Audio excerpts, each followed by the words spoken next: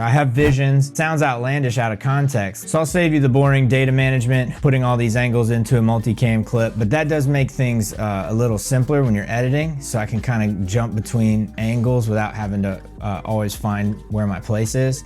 So this is a finished clip. We're going a little over 1 minute. Right now we're seeing what works and what doesn't as far as duration. You know, some people are saying go longer with videos. Some people are saying keep it short. It's always changing. I don't think there's any one right answer, but we're leaning a little more into longer videos because it's easier to tell a story. That's one big thing with Robert. He is a storyteller. To start, we have while he's salting his breakfast here. I love this. Let me play it real quick. So I wanted to open a breakfast place 10 years before I ever did. It was going to be key to just getting in the right building.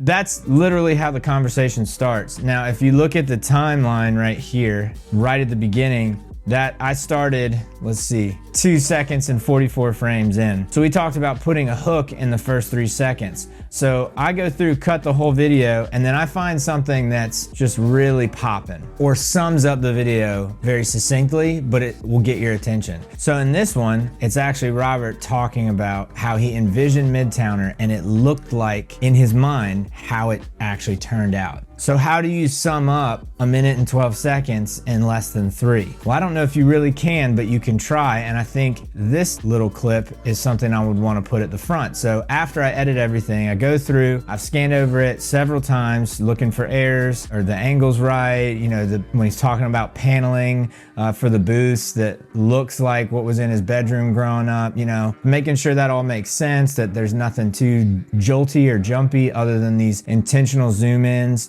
Like right here. Because this is what was in my head. And then I think this clip right here really sums up the whole video the best. It's weird when I come up with a concept, like I can see it. That's it. So I just copy paste that to the beginning. So now the video starts with. It's weird when I come up with a concept, like I can see it. So I wanted to open a breakfast place. So now you have a scroll stopper, a hook in the first 3 seconds, but then you also have the real conversation. So hopefully you see that, like when I see a concept, I have visions, you know, it sounds outlandish out of context. And then you get into the familiarity, which is what I think makes these videos do really well. Having food in front of them, which makes you feel like even though you're scrolling somewhere on your phone, you're getting to share a meal with the Robert St. John. It's pretty cool.